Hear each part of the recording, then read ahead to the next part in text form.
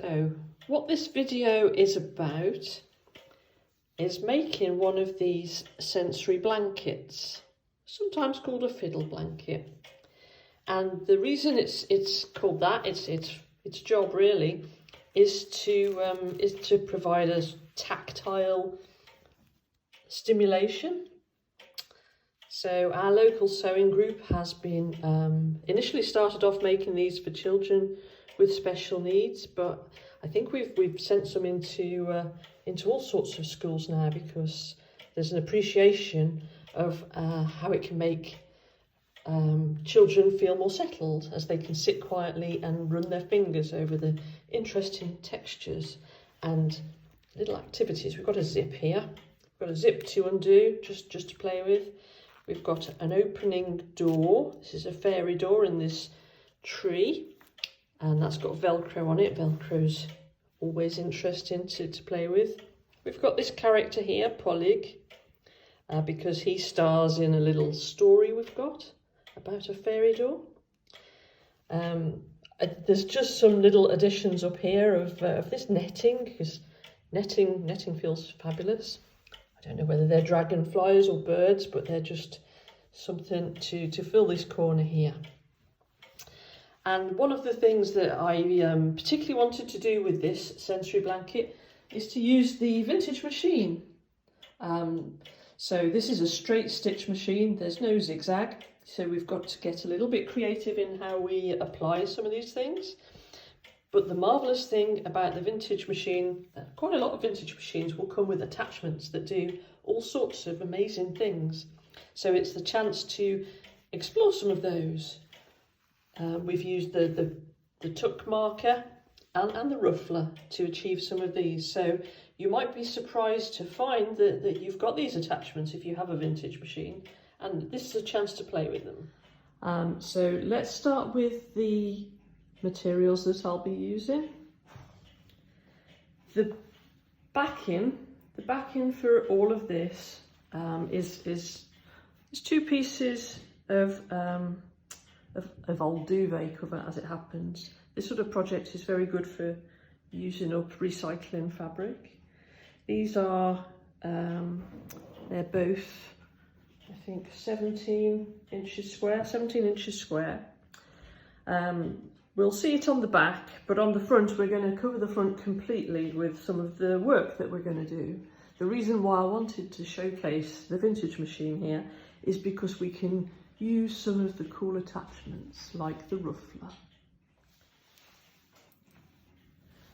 So the plan that I have is that along the bottom there will be some green to show grass.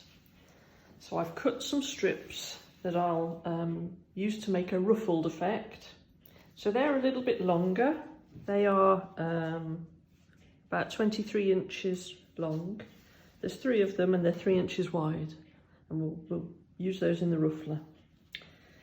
I happen to have an old scraggy napkin that I think will make a decent background for a pale blue sky.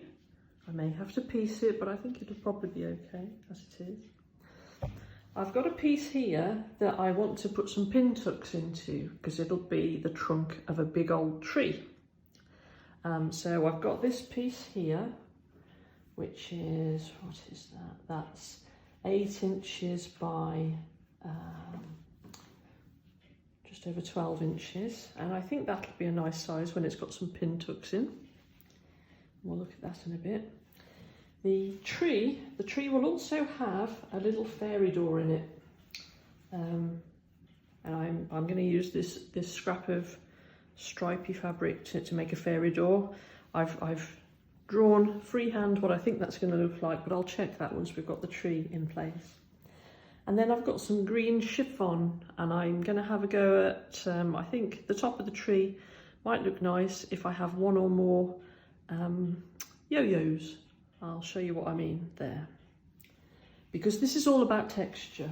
So the reason why we're using different fabrics and different finishes is to introduce texture, because this is a fiddle blanket. The other things that I want to get on here I'll put a zip somewhere on the tree trunk, I think, because a zip's a fun thing to play with. And there'll be some Velcro. I might even make it so that the fairy door opens, actually. And then it can be Velcroed to and fro. That will be nice. And then there's going to be a character here. So on the left-hand side, we're going to have an applique goblin. This is Pollig the Goblin. And Pollig is from a children's book, or a series of children's books. And the first story in the series is a little short, free story about Pollig and the fairy door. So that's what we're going to do. And because I'm just using the straight stitch machine, no zigzag there, I'm going to make Pollig out of green felt. That will be the easiest thing to do. And I've traced that image. You'll be able to see it easier on the dark background, perhaps. Onto this stuff called Bondaweb. Bondaweb is helpful for applique. You don't have to use it, but if you're making a fairly involved shape, and this is, even though it's a simple cartoon, it helps everything to stay flat while you're sewing around it. So I'm going to use Bondaweb on that. So those are the pieces. Obviously this piece of felt just happens to be the right size for Pollig, which is why I chose it, and it's a nice bright colour. I didn't tell you the measurement of the circle. I'm going to have to experiment with the circle. This is my first attempt. It's a 7.5 inch diameter circle, which is the size of a tea plate because I drew around a tea plate. All right, so those are the materials. So here we are at the sewing machine. We're going to look at two attachments. One is the ruffler, looks like this. We'll come to that in a minute. But the first one we're going to use is the tuck marker. Now it looks complicated, but it's not. You've got a slider up here that determines how wide your tuck's going to be. So in other words, it controls this stop here, which is where your fabric butts up to, your folded fabric. This one here at the bottom controls how far apart your tucks are going to be, and you'll see how this happens in a minute, because this thing doinks up and down when you're sewing and makes a little mark on the next to mark the next line on your fabric that's going to have a tuck. It's much easier to see than to explain, so let's put it on. So this is a Singer 66 from 1933. It was very water damaged when I got it, but it's an incredibly strong machine. Singer 66s are very, very strong, which is why I think it's a good choice for a project like this, because when we get lots of thick layers, which we might do at some point with all of the things we're going to put on, it will go through them all. So we've got it fastened on, and I've just been and ironed the first tuck because this fabric is quite springy, and I don't want it to slide around. So we have to thread it in this little thing at the bottom that's going to make the marks. It goes over the top of there, and then obviously it goes under the part that's going under the needle, and then the fold that we've made butts up against this guide here. It looks right when you've done it, so it's fairly straightforward to set up. Press the foot down, and then all we have to do as we're sewing along is make sure that fold stays against the guide.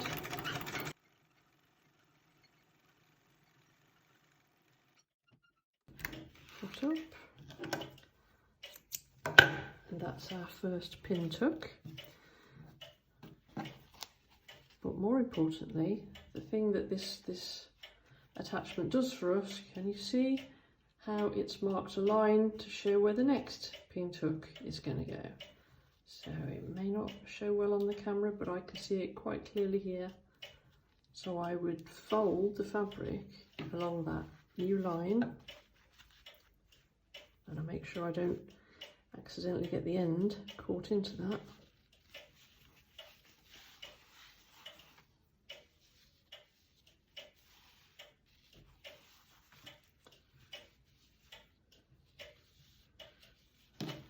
And this is how we're going to proceed. So I feed this through the tuck marker in just the same way. Doesn't matter which way up you have your fabric, because it will just mark on whichever one it meets and it's in the right place.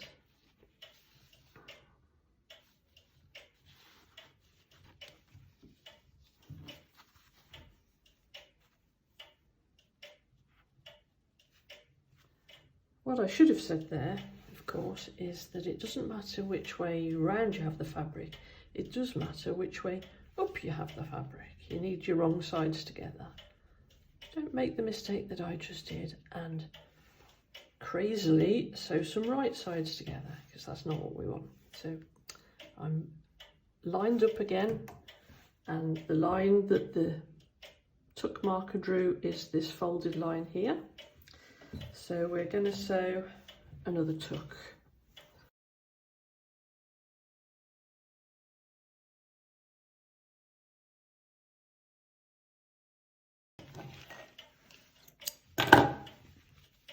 So our second tuck is there, and our next line is there. I'm going to go ahead and do the rest of this piece now. So this piece is done. It's got 4 tucks in it now. I mean, that's nice for a tree trunk. I think it would look nice if we pressed them flat and sewed it down. But what I think might be even more fun, if we're looking to add texture, is if we sew some straight stitches in alternating ways, and that's going to put a twist in it. So I'm going to take off the tuck marker, put that over there, and put the straight stitch foot back on, a 1/4 inch foot, and then I'm going to do that. So there'll be one at the top here. I'm just going to sew straight across in reasonably even lines.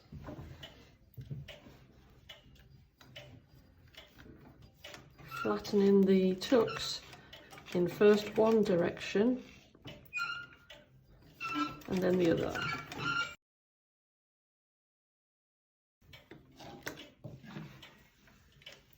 That's that one.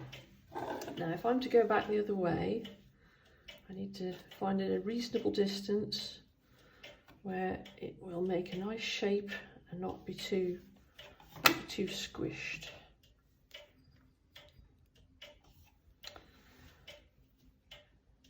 And I reckon it's about there. That looks like 2 inches to me, something in the order of 2 inches. Let's try that.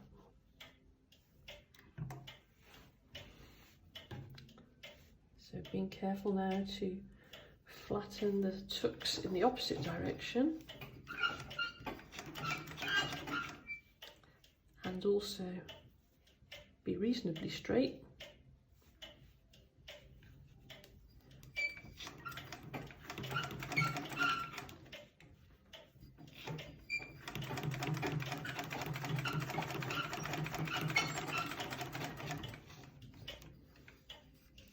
I'm not fastening the ends of these seams, by the way, because they're going to be underneath. So that puts a nice twist on. So if we're looking for texture, then that's going to be great. So I'm going to repeat that down the length of the tree trunk. And I'll show you when I'm done. There we are. I've done it all down the length, and I think that texture is a lot of fun. It's going to look nice when it's down on the fiddle blanket. Good. So here's the ruffler, the little mechanical marvel. This one hasn't got too many settings, but you'll see that there's a little movable pin here. You can either say, I want to put this pin in 5, or you can put it in 1. And that means how many stitches it will take before it does a ruffle. So I'm going to say I want 5 stitches before I have a ruffle. That other one, if I put it on 1, it does a ruffle with every stitch, which is like a gather. So we fasten it on to the machine.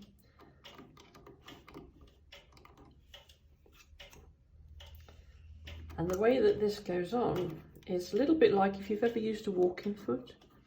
It's got a little arm that goes over the needle clamp, and that's so that the up and down motion of the needle makes it do its mechanics.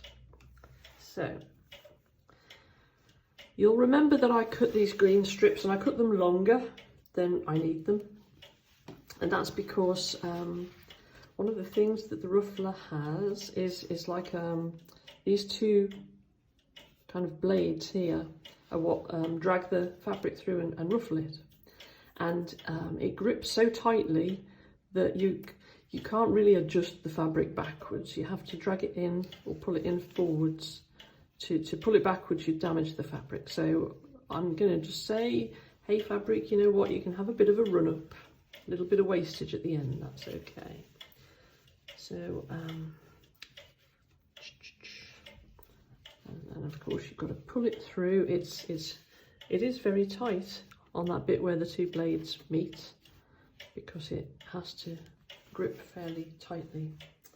One of the things that you can do is you can just ruffle a piece of fabric, but you can ruffle a piece of fabric and seam it onto another piece of fabric, and that's what I'm going to do. So one of these is going to stay flat, and one of them is going to get the ruffle. And then we put the presser foot down. You can do other things. You'll see it's got these little guides. You can put ribbons and things like that on top of your ruffles. It's really a very clever little gadget. Remembering the presser foot is down is key here. It's easy to forget with all of the excitement what you've got to do there. So I'm going to treadle away, and it's going to do its ruffle, and it seems as though it's just a little crazy jerk every few stitches, which indeed it is. Feels quite violent, but it's just doing what it needs to do. So I just need to feed the fabric through nice and evenly and leave it to do its ruffling.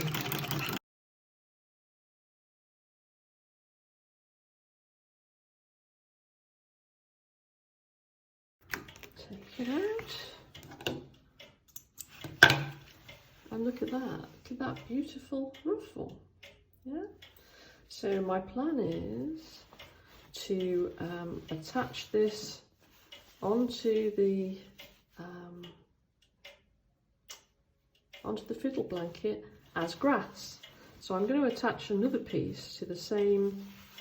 I'm just looking now, and yeah, I'm going to ruffle this piece again against another piece of flat. That's what I'm going to do, and hopefully we can make it line up, and that will give us a nice effect in the middle there. I'm just thinking now I should have perhaps made that centerpiece a little bit thicker, a little bit wider, but this will be fine.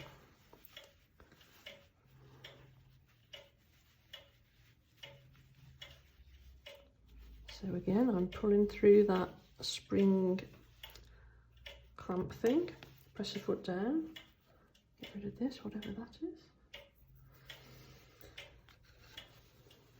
And again, I'm going to have to take a bit more care to feed it through, because obviously this fabric's been ruffled on the other side and it wants to drag itself off, but let's go. Oops, says Daisy. One thing you should never do with a treadle is let it go backwards.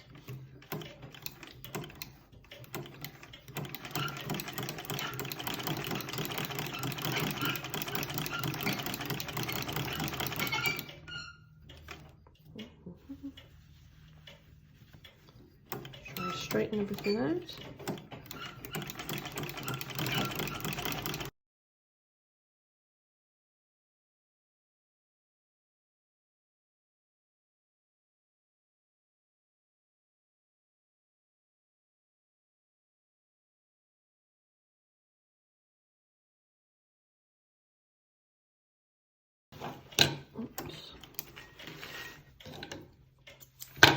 take a look. If we open that out, you can see we've got this central part with this nice twisted ruffle. And there's some more of that fluff. How did that get in there? But that's a nice effect. If I did this again, I might make that centre strip a little bit wider, but still I think it's got a lovely texture that will feel really nice under the fingertips. Right, so I've taken the ruffled piece that I just made, and I trimmed the edges, and I've turned under and pressed the edges so that I can think about how I'm going to use it on this fiddle blanket. So I've pinned it, you'll see I've pinned it over the top of the blue napkin, because the blue napkin happens to be about the right size for the whole thing, so I'm just going to put it on there as a whole. The green grass is here. We have to think about the layers, right? We have to build up the layers. When the grass is fastened down, then I'm going to look at the tree trunk. Then I'm going to think about the door. And then I'm going to think about the goblin. So this is more or less the order of things. So I'm going to go to the machine and sew the grass down first. And I might pin the rest of the sky into place just so it doesn't flop around and start to get annoying.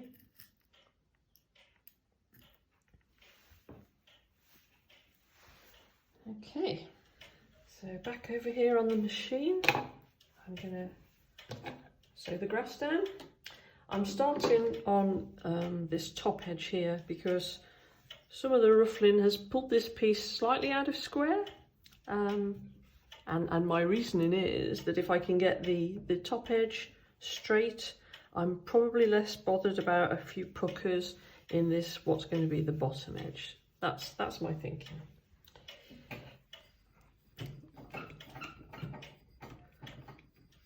I'm going to just shunt back to lock that edge of the stitch a little bit. Obviously we don't have this machine doesn't have a reverse, but you can just edge the fabric backwards and go over the same bit again if you're careful.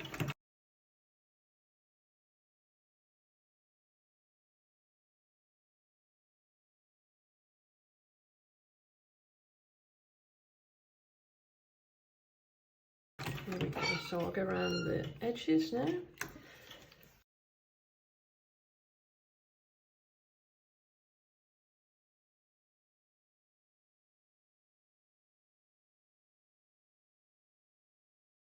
Let's just go over this corner. We've pulled away from the corner a little bit. Might have a gap there, but we'll worry about that when the time comes. And yes, we're going to have a pucker at the last edge.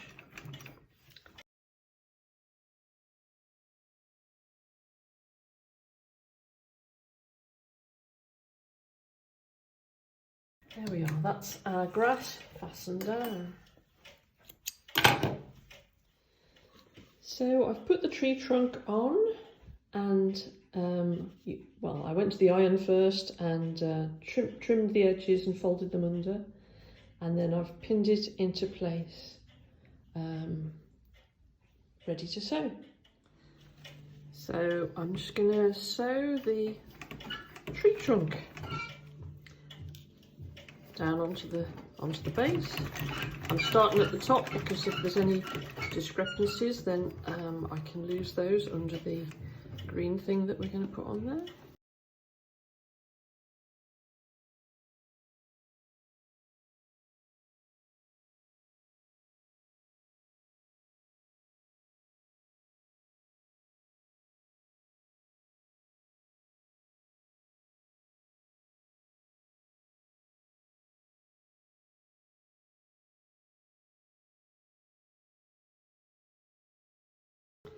And that is the tree trunk sewn. So we're going to take a look at Polly the goblin now. Now because we don't want the edges of him to fray, I'm using felt. And because we're just going to use a straight stitch around the edges. So I'm using Bondaweb, as I mentioned, and the way that you use Bondaweb is you fuse it onto your fabric and then it will fuse onto the base. So I'm just going to be, I'm going to be quite careful here because the Bonder web needs heat, obviously, to fuse, but I don't want to melt the felt onto the iron. So I'm using the pressing cloth and I'm going over it really carefully. We cut out the design once it's fused, which will leave us with some scraps, which I'm hoping I can use as leaves on the tree actually.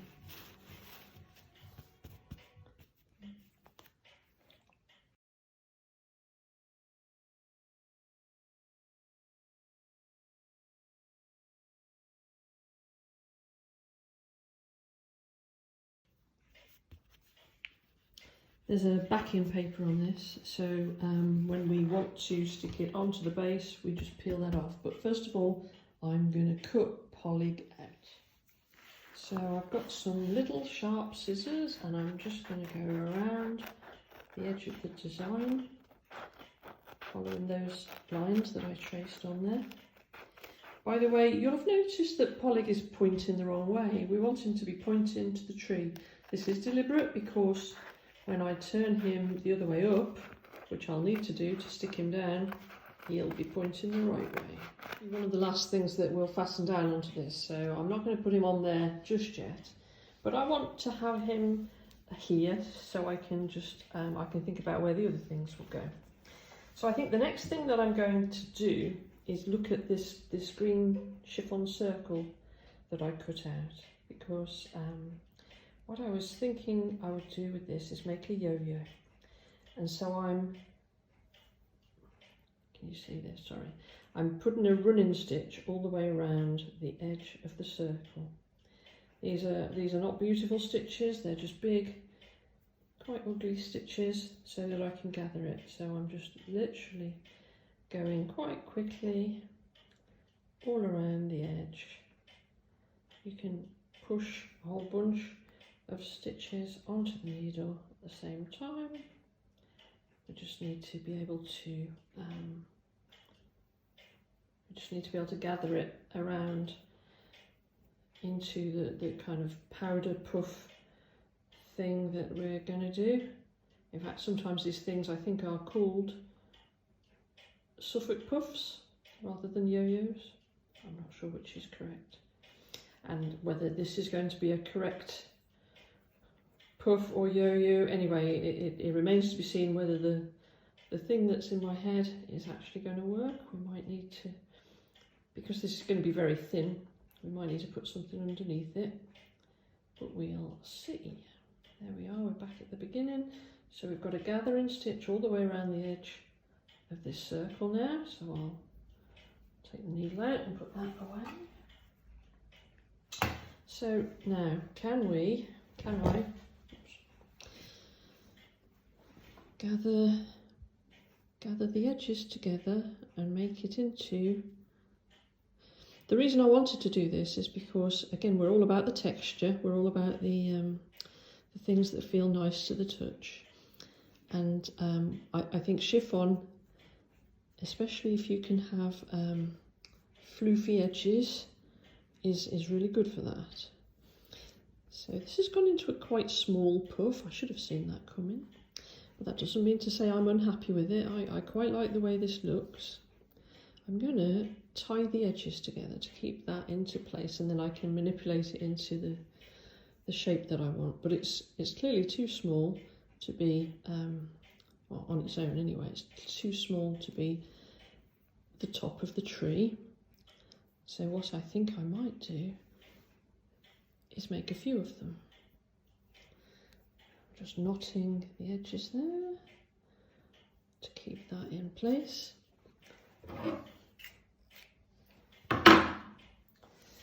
So, oops, sorry, Polyg. So I like the effect, and I think that, let's move the camera around. I think that if I picture what's going to go at the top of the tree, I'm going to make some leaves out of this leftover felt, and maybe if I had about 6 or 7 of those, I think that would look really nice. So I obviously didn't have enough chiffon to make as many of these puffs as I wanted to make, but I made another 3 and they were just a tiny bit larger. So I'm pretty happy with the effect of these 4 puffs. So what I am planning to do is I've just hand cut some leaf shapes out of the leftover felt. And what I need to do is when I sew the leaves down, I need to catch the, make sure I catch the edges of the chiffon underneath them. Because I don't want to sew the chiffon down completely, then it will lose its beautiful tactile slippiness. So I just want to make sure they're secure, but not properly. I also don't want to sew on the chiffon because it's traditionally a challenging fabric to sew, so there's no need. We can just fasten it down underneath the felt. Something else that I want to include on here, just because it's a nice thing to play with, very tactile, is a zip. So I've got this little short zip that I'm just going to put down by the side of the tree trunk.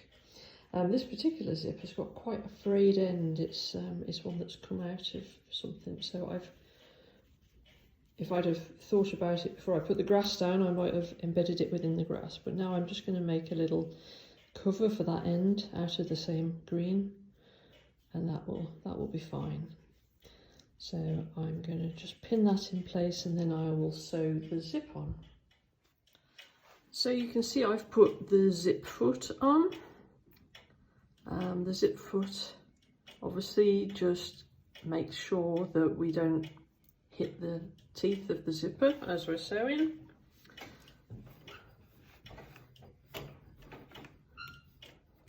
So once again I'm going to just shunt backwards a little bit to make sure that those stitches don't come undone. And I sew up here to the end of the zip, and I'm probably going to turn under the end of the zip slightly because that looks like it might fray otherwise.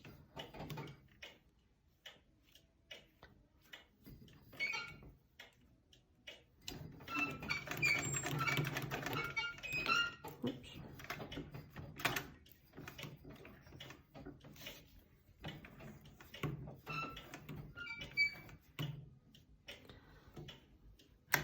I'm just going to go back the other way a little bit. That's the presser foot hitting the floor. No, I'm not, because it's a zipper foot. And it will be pointing the wrong way. So I'm going to do what I did at the other end, and I'm going to go over those last few stitches to make sure it's secure. Okay.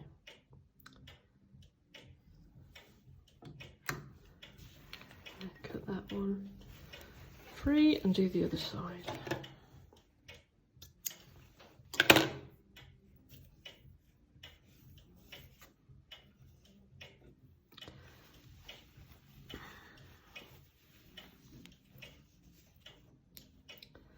So in order to make the foot be on the right side, I've got to go down here. So this time I will start with the folded over top of the zip.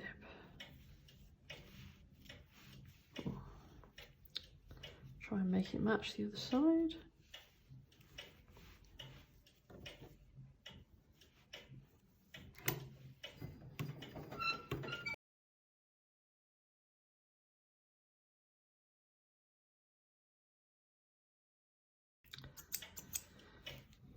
So that's the zip is in place.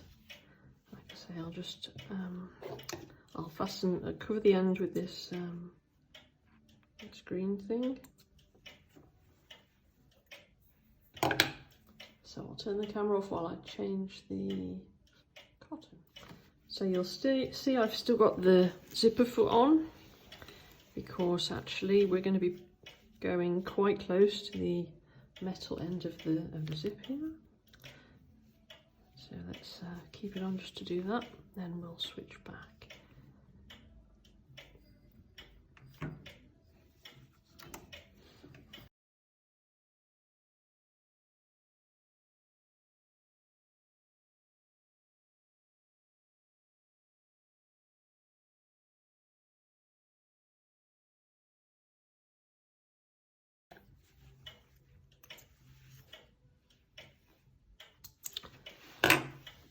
Now I need to put the other presser foot back on.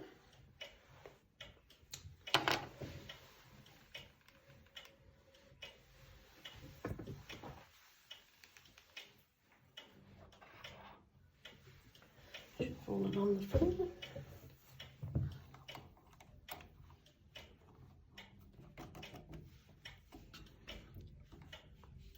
By the way, you see how I mean this presser foot was on the machine when I got it, and it was in a very bad way.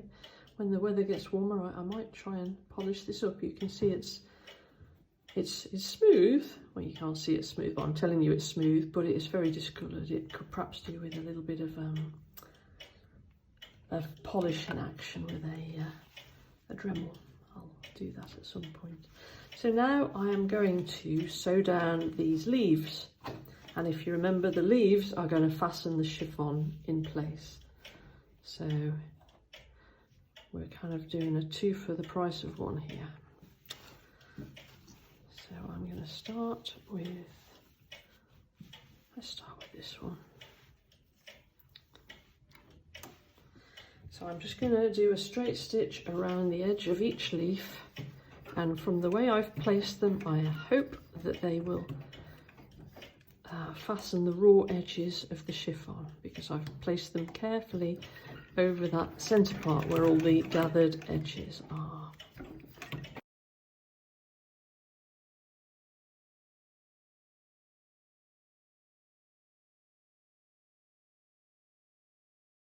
There we are. And then just back up a little to fasten the stitches off. Now I'm going to hop over, I'll trim the edges afterwards. I'm going to hop over here and do this leaf.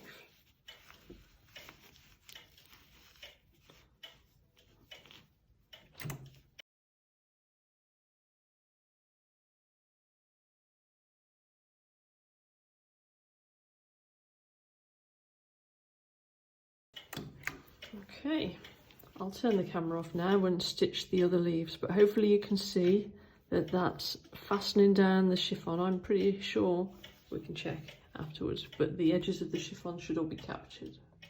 I should have said before I did the last part that I didn't use the adhesive on the Bonder web for the leaves, mainly because I need to obviously capture that extra layer of chiffon, so that the adhesive on its own wouldn't have done that, it needed pins, so I didn't bother using that.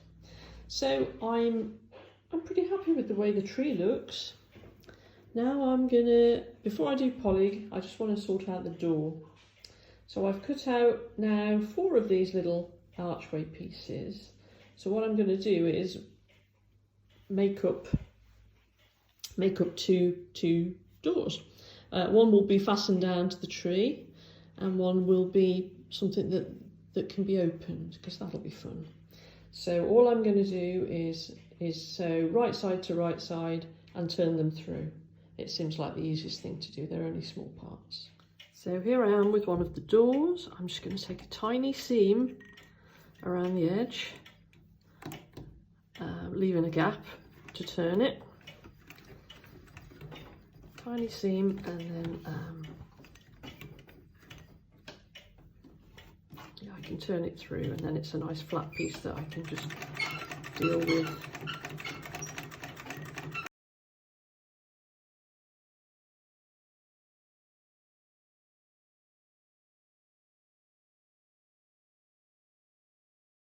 So that's that one.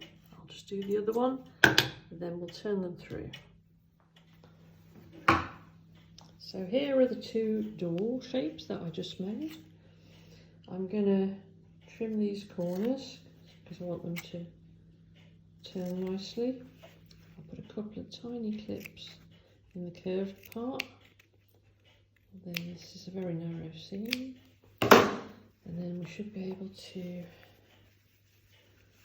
turn that. It's going to look a bit blobby and horrible. I'll have to get it under the iron to make it properly look like a door, I think.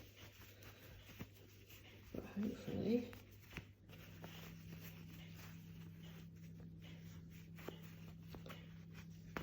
I'll return when I've ironed it. So I've ironed the the two doors, and I think they're a good size. You'll notice that I've ironed the these little seam allowances into the bottom as well, so I can just sew over those when I go. So I think what I'm going to do is kind of create a hinge, and obviously that will just be a line of stitching. So there'll be a hinge so you can open the door, and then just a strip of Velcro to make it an interesting tactile experience. So I'm going to go and sew the Velcro onto the doors first of all, and then I'll sew the doors onto the tree. So this is going to be just the same as the petals. It doesn't look as well stuck down as I thought he was.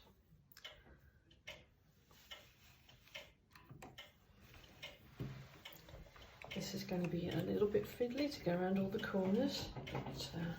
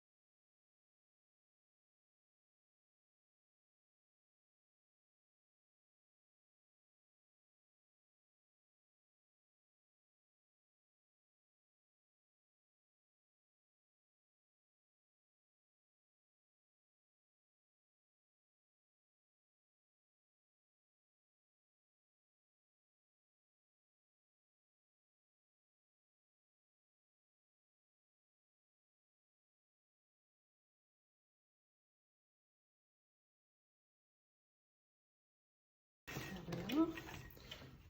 Just a little bit I want to go back over there.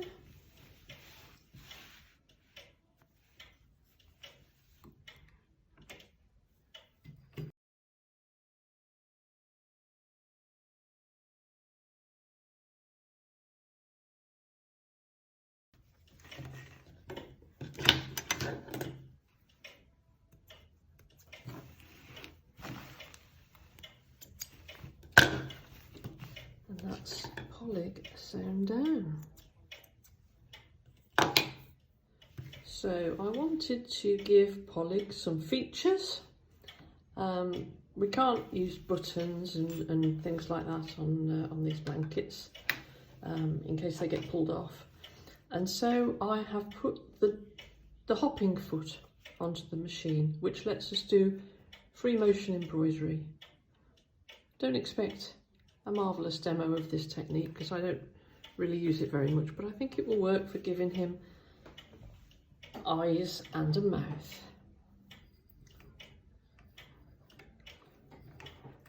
So the hopping foot just lets us literally move around without the feed dogs interfering.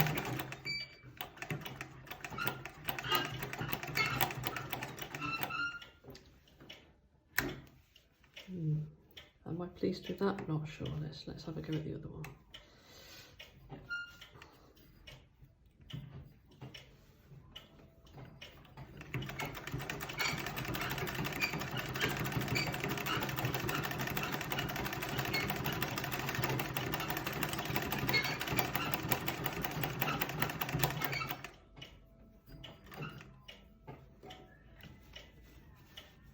And then he's got this slightly skewy mouth over here. It's just going blue or something.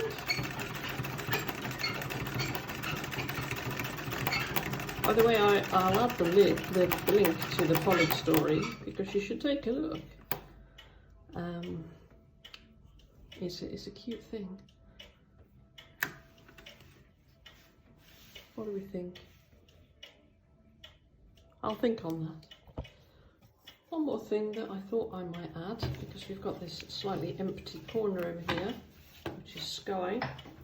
I've got this net, so I think this is really lovely to touch and fiddle with.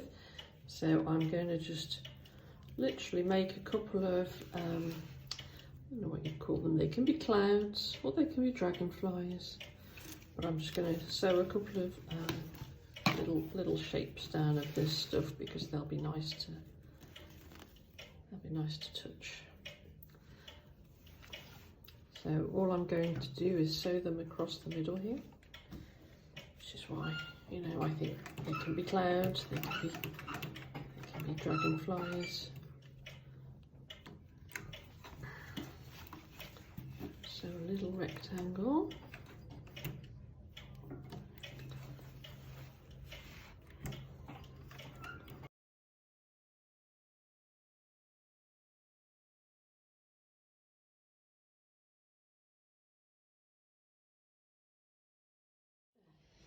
So now I'm going to put the backing on.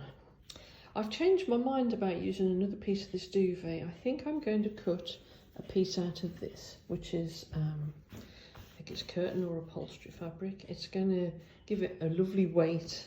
I think it'll be too thin otherwise, but this stuff is really nice and thick, and it's actually got a silky texture to it as well, so that'll be great. So what I'm going to do is turn it upside down, because we'll sew right sides to right sides to fasten it on the open pins.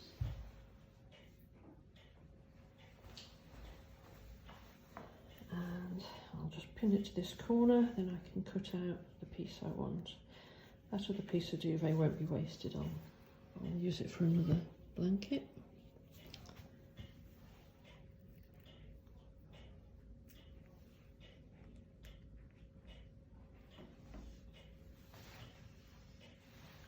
You see, this is the back where all the threads are from the work that we did on the front.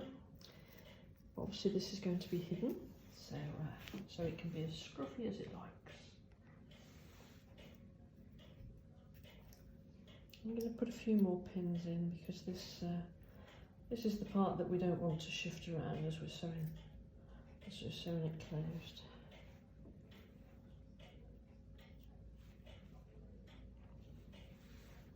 You'll see that I didn't have the camera on when I did this, but I've sewn all around. So this is the seam line.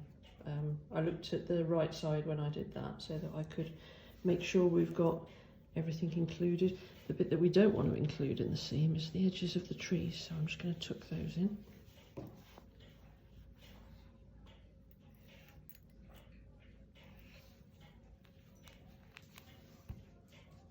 And obviously we'll have to leave a little space for turning as well on one of the edges. There, so that's the piece we're going to need.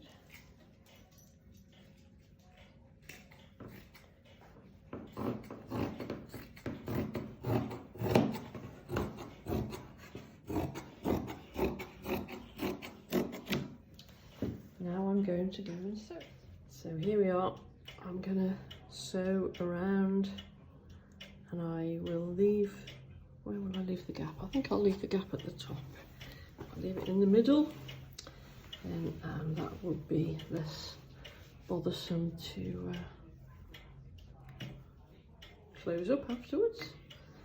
Best if you keep your gap away from the corners. Right.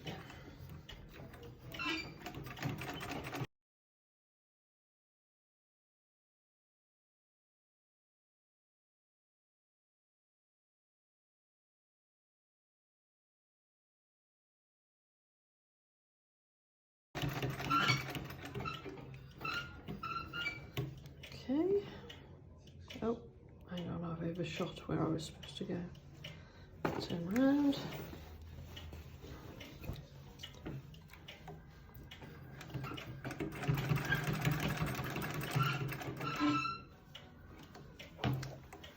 And back in, just to make sure because I'll have to trim that extra stitching off. There we are. This is where we should have stopped.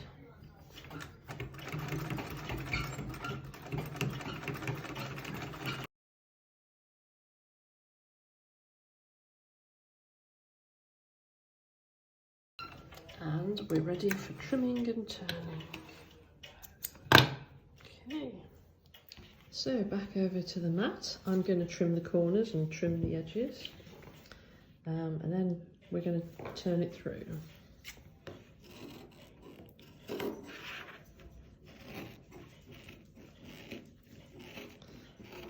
There's quite a lot of thickness here.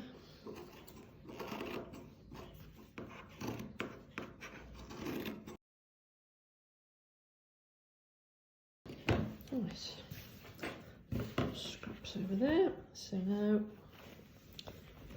hopefully we haven't done anything silly and caught any bits in the seam that we shouldn't have done.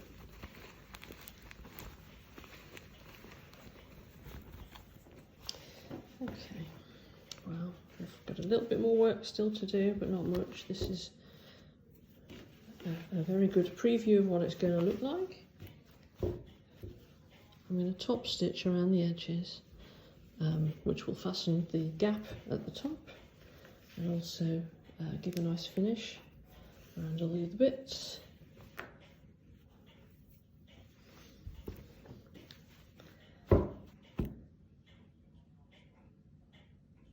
Then I think we are about done.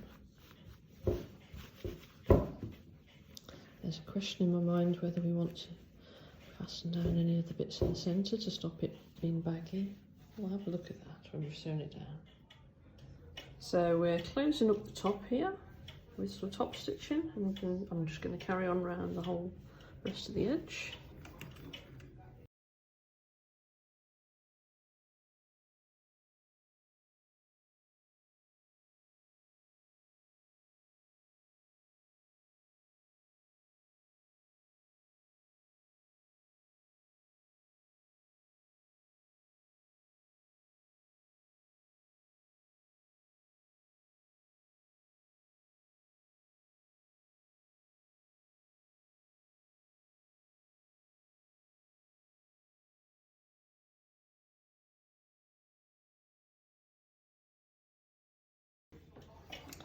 There we are, been right the way around now. Let's just have a little look at that.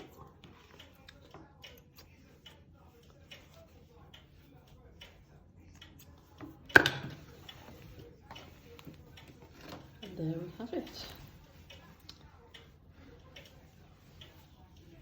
Let's turn the camera around.